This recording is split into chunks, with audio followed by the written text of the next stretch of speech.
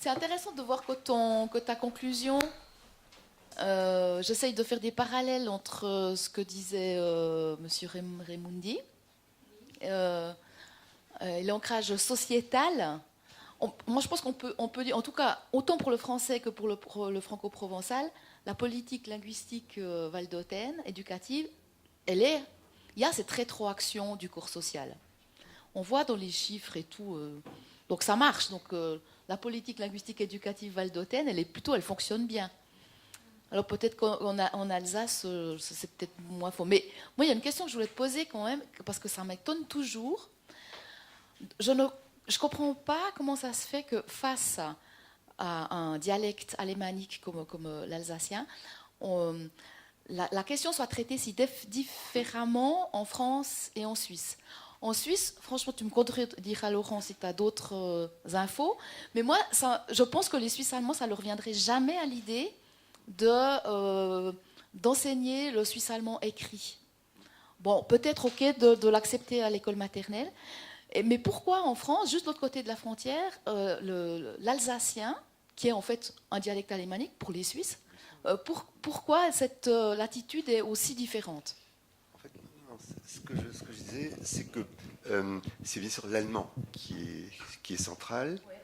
Et l'alsacien, en quelque sorte, on dit, si pour ceux qui veulent en faire, pour ceux qui veulent le faire, c'est tout à fait d'accord, mais je dirais dans le fond, c'est essentiellement la part orale, bien entendu, qui est ici présente, et d'autre part, l'idée et l'insistance qu'il y a, disons, par les groupes qui font ça, c'est bien davantage quelque chose qui est de l'idée, cette fois-ci, de la transmission générationnelle, de l'interaction, de la communication. C'est davantage ça. Au fond, pour dire les choses d'une façon un peu crûment, apprendre l'allemand en Alsace, c'est pas pour le parler en Alsace, parce que personne, dans une situation sociale, quelle qu'elle soit, personne ne parle l'allemand. Comme en Suisse alémanique. Hein? Oui, oui. Je sais plus. Oui, non, mais simplement oui, simplement, disons, le cadre dans lequel on se trouve dans ce cas-là, c'est bien l'idée lancer le français langue régionale. Donc la partie orale aurait pu être davantage dialectale et la partie écrite davantage standard. Donc il y a une espèce, disons, de glissement là-dessus, et on voit davantage aujourd'hui l'allemand comme langue transfrontalière, comme langue du pain, comme langue économique. Hein, et on dit, il y a tellement de place à prendre au Pays de Bade ou bien dans le canton de Bâle. Voilà. Donc.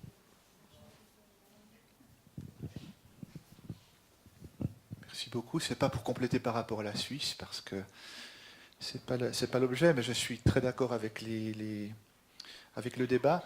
Je trouve intéressant cette rétroaction qui va justement des stratégies éducatives, politiques éducatives, et qui peuvent remonter ou se mettre en contact avec la réalité sociale ou la politique tout court. Alors je pense qu'il y a cette rétroaction, on ne la voit pas toujours, mais elle est possible à certaines conditions. Quand on regarde en France ce qui se passe, pas en France et en Espagne avec le basque par exemple, les résultats sont très différents, les dispositifs sont assez différents, mais pas toujours énormément différents. Mais donc on a revitalisé le basque en Espagne, au Pays Basque Sud, de manière assez spectaculaire, où dans certains villages, les jeunes de 20 ans parlent à 80% le basque spontanément entre eux. C'était impensable il y a 30 ans. Hein. En France, on en est loin, enfin ça va peut-être jamais se produire. Mais donc, il y a au moins deux éléments qui expliquent sans doute cela, c'est-à-dire que la politique éducative a des connexions avec la politique linguistique et la politique tout court, en Espagne qu'elle n'a pas en France. Enfin, le cadre, tu l'as rappelé, des langues régionales n'est pas le même. Enfin, bon. Et ça, quand même, il y a des conditions qui permettent une rétroaction plus rapide ou plus forte. Et puis après, il y a peut-être les modèles éducatifs eux-mêmes. Hein. C'est-à-dire que, bon, il y a du bilingue paritaire en France. Il y a aussi de l'immersion en France, mais plutôt dans le milieu associatif. Parce que c'est interdit par la Constitution. Oui, c'est ça. Mais il y a quand même de l'immersion dans des écoles associatives. C'est permis au primaire, c'est plus possible quand on arrive au secondaire, etc. Donc il y a cette question aussi, quel format éducatif permet certains types de rétroaction?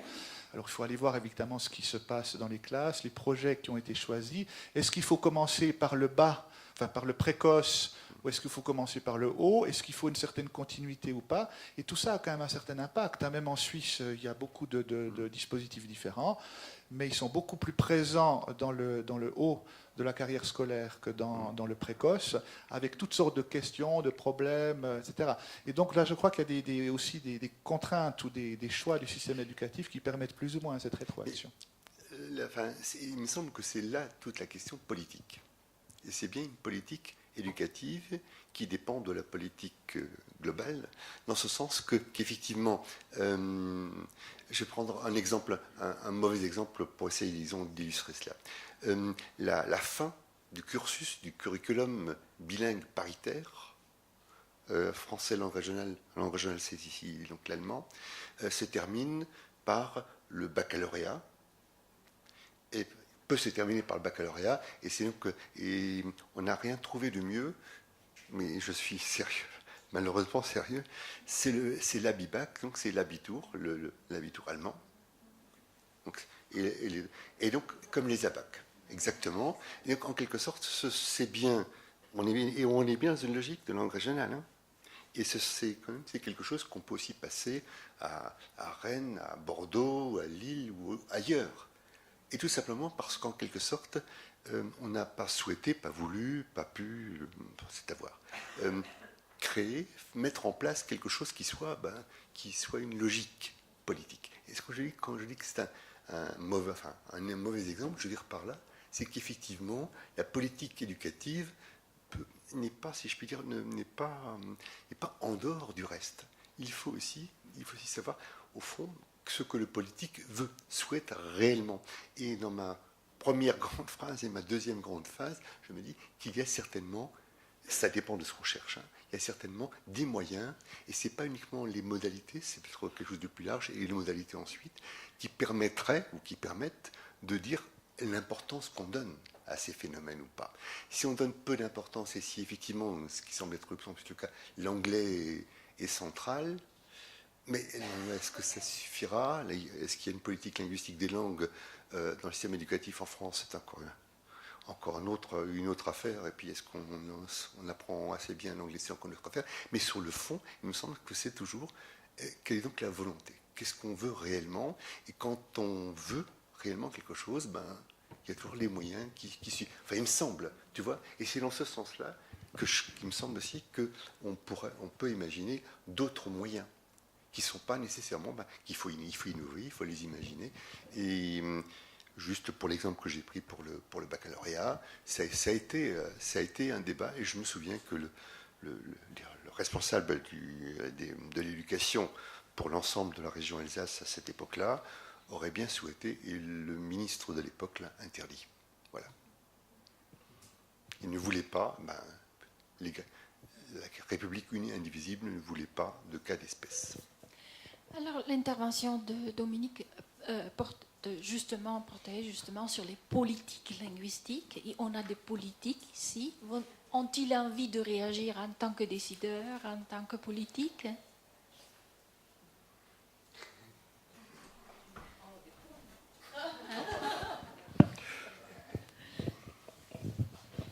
Oui, tu nous prends au dépourvu, je dois dire. Mais d'abord, pour féliciter le centre, c'est assez inhabituel que l'on s'interroge sur un thème tellement important et tellement ignoré. Donc, d'abord, les félicitations. J'ai trouvé extrêmement intéressante la dernière intervention, mais également l'intervention de Gianmario Raimondi. Et je me demande pourquoi on a tellement peu diffusé les données de la recherche du centre de la Fondation Chanot. Probablement parce que la politique avait dans sa tête un certain dessein qui a été complètement démenti par ces données, et donc on n'a pas voulu les diffuser. Mais moi, je crois que si l'on veut faire réellement une politique linguistique, il faut avoir le courage de regarder la réalité et de se dire que peut-être, même si on n'ira pas atteindre le bilinguisme parfait, je crois que la société valdôtaine est convaincue que le bilinguisme, que la connaissance de la langue française soit une richesse, bien qu'imparfaite. Et donc, je crois que c'est de là que la politique doit partir. On a parlé tout à l'heure du fait qu'on reproche à l'école valdôtaine de n'être pas assez performante, de ne faire pas assez pour la langue française. Moi, je crois au contraire que c'est grâce à l'école valdôtaine qu'on a encore une connaissance de la langue française, et d'ailleurs les données le démontrent. Les étudiants ont une bonne connaissance de la langue française. Donc, je trouve que ces moments de confrontation sont très intéressants. Il faudrait qu'il y ait une participation majeure. Hélas, aujourd'hui, il y a la neige, et donc peut-être que les gens n'ont pas pu participer. Mais et donc, voilà, je crois que c'est très intéressant. Et pour le moment, c'est tout, mais moi, je vais rester là pendant toute la journée, donc si je pourrais intervenir encore, ce sera avec beaucoup de plaisir. Oui, bonjour à tous. Je veux ajouter quelques considérations sur le thème, un thème extrêmement important d'un côté, et de l'autre, je crois que les considérations qu'on a faites doivent nous porter à faire des réflexions d'un point de vue politique. Moi, j'ai fait seulement un petit passage, parce que j'ai entendu extrêmement bien le rapport d'avant du monsieur. Moi, je suis né en 1975. Et pendant la fête du patois, à Montjovet, je crois, 1983 ou bien 84, j'avais 9 ans. Et le Tigitrer, ils m'ont fait une interview. Et ils m'ont demandé, Torgnon, petit de Torgnon, école de Torgnon, petite communauté, quel est mon sens? Et moi j'ai dit, bon, c'est la fête du patois, mais ils parlent tous italien. Et c'était 1984. Et donc les données que vous avez dites sont des données extrêmement, je peux dire exactes, parce que c'était le moment où le franco-provençal à la maison, on ne le parlait plus, ou très peu. Moi, je me rappelle, à Torgnon, un petit pays un peu comme Marège, un peu plus, le double à peu près comme habitant, mais bon, c'était la différence, mais c'était important. Beaucoup du français, on faisait, beaucoup. Ma première langue, c'était le franco-provençal, ce n'était pas ni le français ni l'italien. Et après, ça a été étonnant. On a fait le lycée, on est arrivé aux périodes de l'université. Et donc 1993, 94. Et c'était de la bagarre sur le train. C'était de la bagarre même politique, sociale, même de parcours culturel et éducatif de la famille, et pas seulement de la famille.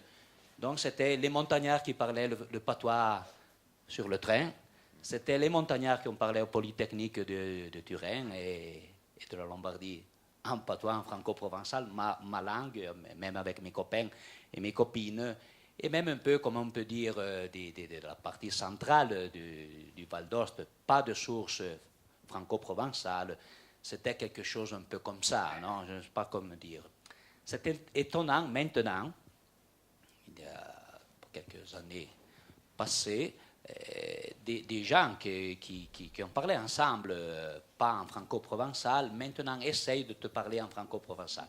C'est intéressant, même comme parcours, moi je dis même culturel et d'ouverture, et pas seulement des 2 langues, 3 langues. On peut mettre absolument même l'anglais à l'intérieur de ce parcours. Mais bon, la richesse est totale et l'ouverture doit être totale. Et je crois que comme administrateur, comme politicien, on ne parle peu de ça. Les données de la Fondation d'Émile Chanoux, on n'a pas même pas discuté à l'intérieur du Conseil régional. On n'a même pas voulu, je crois, essayer de les lire, parce que les données, on doit les lire, on doit comprendre où on est en train d'aller, et de l'autre côté, essayer de donner de la perspective. Parce que la partie, le défi le plus important, c'est la perspective du Val d'Ost et Valdôtaine, de la communauté valdôtaine, changée dans les dernières années, sûrement, mais au centre encore d'un point de vue, moi je dis, culturel et linguistique.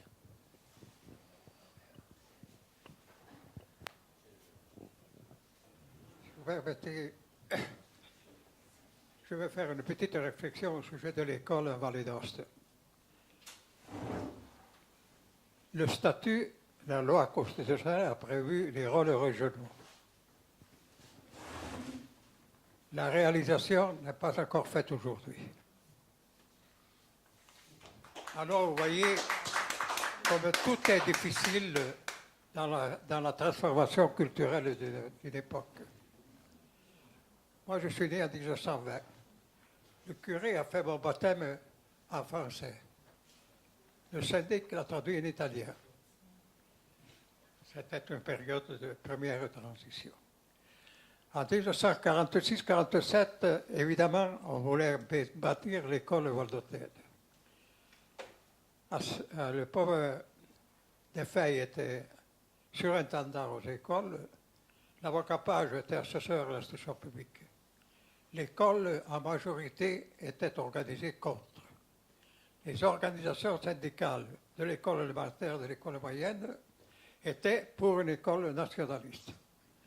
Il y avait encore la sémence de l'ancienne formation du Parti fasciste. N'oublions pas que dans l'institution nationale, 2 étaient les points de repère périphériques. L'école et l'administration. Le préfet et le sovrintendente di studi étaient les 2 organismes nationaux dans la périphérie. Évidemment, cette organisation a été modifiée par la Constitution nouvelle, par notre statut, mais les paroles sont faciles à modifier, les faits sont difficiles à réaliser.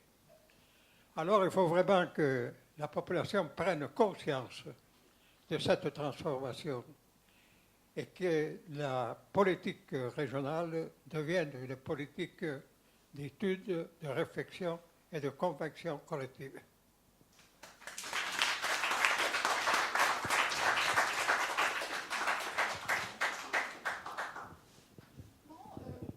Je crois qu'il est l'heure de passer à table. Et je pense qu'on peut poursuivre les discussions. Vous avez ainsi la possibilité peut-être de questionner directement les experts, les empêchant de manger trop, et d'échanger sans doute entre nous. Merci. Merci.